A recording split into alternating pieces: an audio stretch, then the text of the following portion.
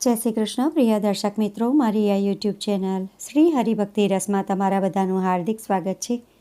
આજના વિડીયોમાં આપણે ગરુડ પુરાણના 6થા અધ્યાયનું શ્રવણ કરીશું કે જેનું નામ છે પાપીઓને પડતા જન્માદિકના દુઃખો. તો બોલો શ્રી વિષ્ણુ ભગવાનની જય.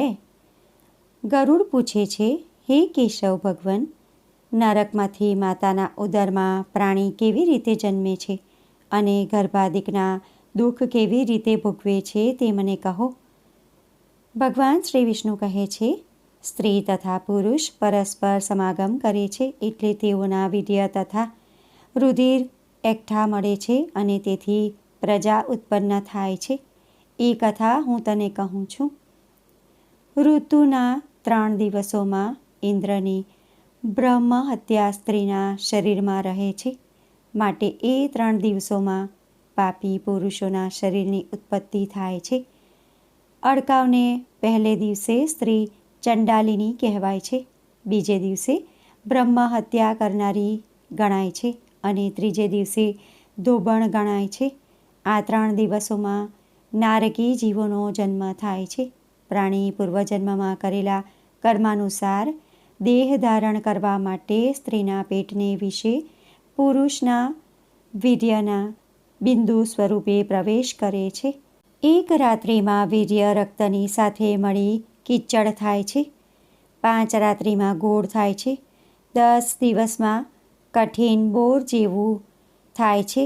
પછી માંસના પિંડનો આકાર થાય છે. મહિના પછી એ ગર્ભને મસ્તક થાય છે. 2 મહિના પછી હાથ વગેરે શરીરના ભાગ થાય છે. નખ, રૂવાડા, હાડકાં, ચામડા, લિંગ અને ગુદા એ 3 મહિને થાય છે. ચોથે મહિને 7 ધાતુઓની ઉત્પત્તિ થાય છે. 5મે મહિને ક્ષુધા તથા તૃષા ઉત્પન્ન થાય છે.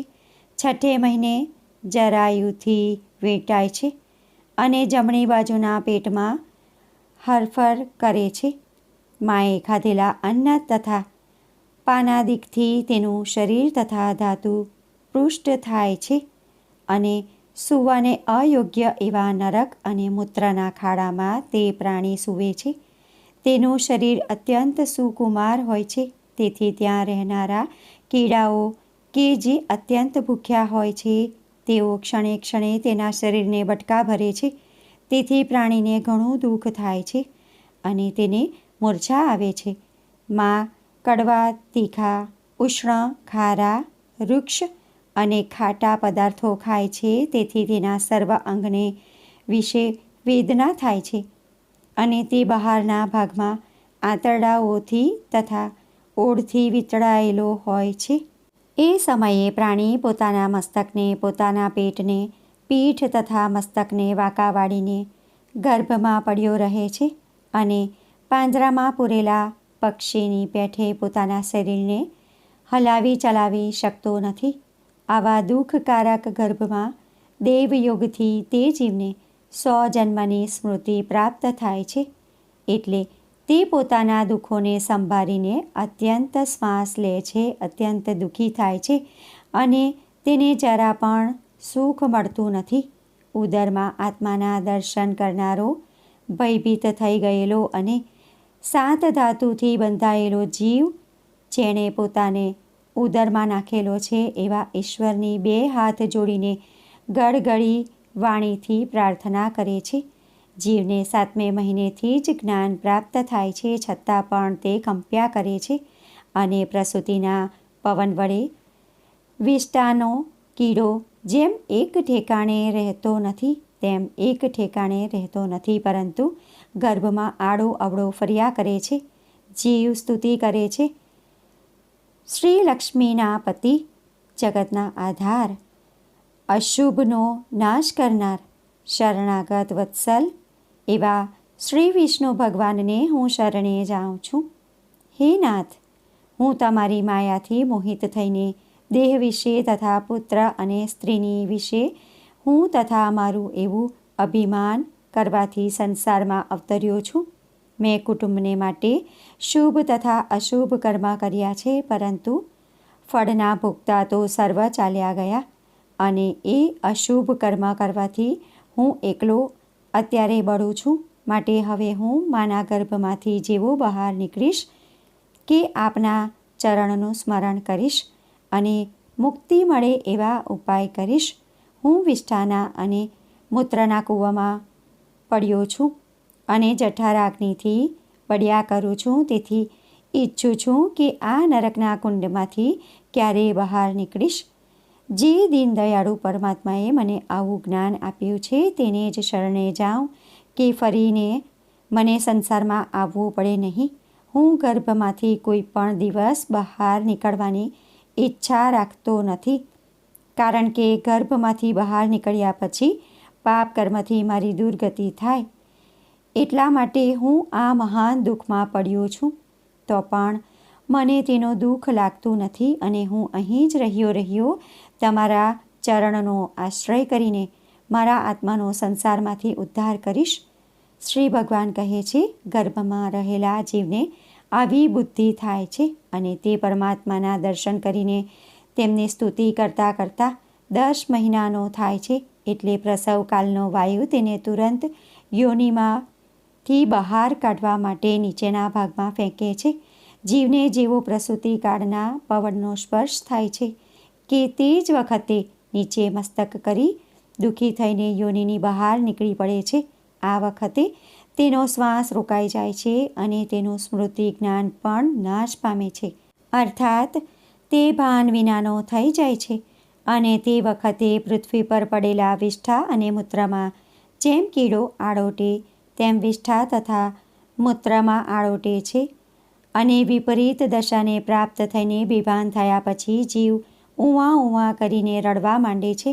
ગર્ભને વિશે વ્યાધિ વખતે સ્મશાનમાં અને પુરાણ શ્રવણ કરતી વખતે જે બુદ્ધિ થાય છે તે બુદ્ધિ જો હંમેશા સ્થિર થઈને રહે તો કયો પુરુષ બંધનમાંથી મુક્ત ન થાય.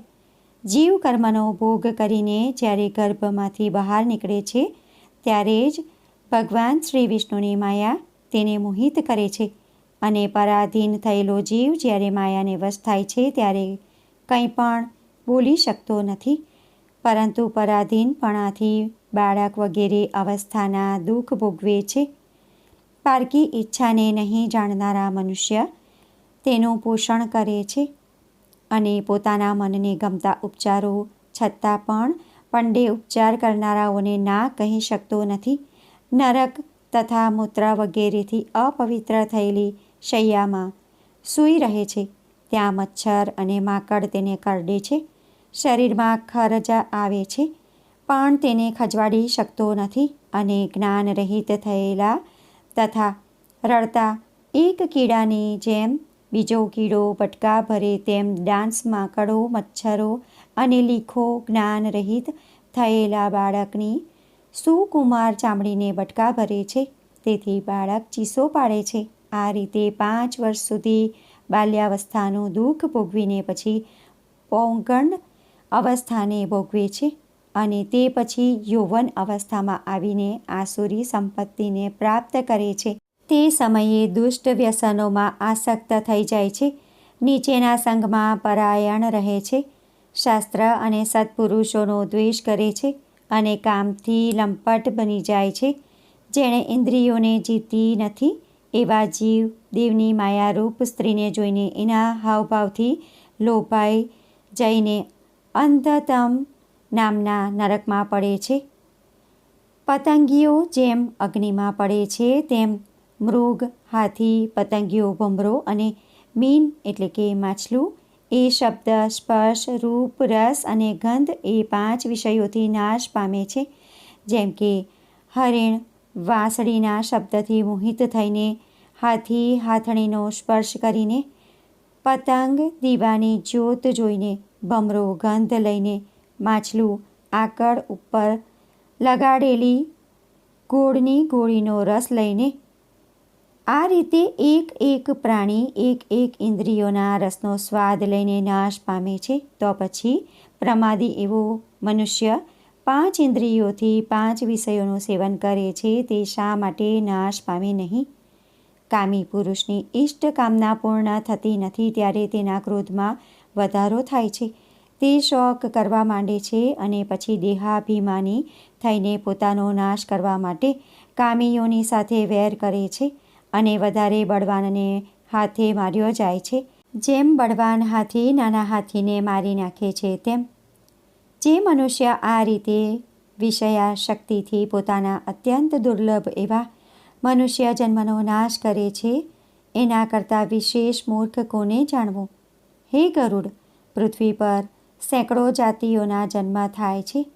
તેમાં પણ મનુષ્ય જન્મ દુર્લભ છે અને તેમાં પણ બ્રાહ્મણ, ક્ષત્રિય અને વૈશ્યની જાતિમાં જન્મ થવો એ અત્યંત દુર્લભ છે.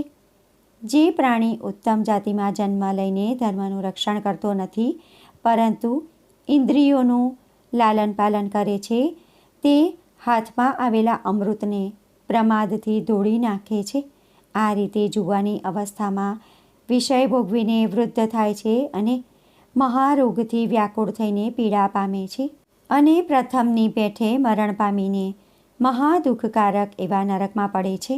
આ રીતે નરકમાં પડવું, ત્યાંથી પાછું પૃથ્વી પર અવતરવું વગેરે કર્મની પાશોથી બંધાયેલ પાપીઓ મારી માયાથી એવા તો મોહિત થઈ જાય છે કે તેઓને વિષયો ઉપર કોઈ પણ દિવસ વૈરાગ્ય આવતો નથી.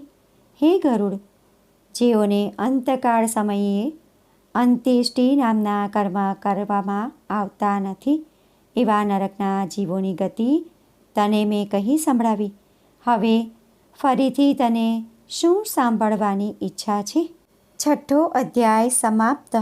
તો બોલો શ્રી વિષ્ણુ ભગવાનની જય. ભક્તો, આજના વિડીયોમાં આપણે 6ઠ્ઠા અધ્યાયનું શ્રવણ કર્યું છે. આશા કરું છું કે આજનો વિડીયો તમને પસંદ પડ્યો હશે અને ઉપયોગી લાગ્યો હશે. જો વિડીયો તમને પસંદ પડ્યો હોય તો વિડીયોને લાઈક કરી બીજા લોકો સુધી વિડીયોનો પ્રચાર કરજો, જેથી બીજા લોકો પણ શ્રવણ કરી શકે અને તે પુણ્યના પણ તમે ભાગીદાર થાવ. કોમેન્ટમાં જય પિતૃદેવ, જય વિષ્ણુ ભગવાન જરૂરથી લખજો. ફરી મળીશું એક નવા વિડીયો સાથે. ત્યાં સુધી બધા ભક્તોને મારા જય શ્રી કૃષ્ણ. વિડીયો જોવા માટે ધન્યવાદ.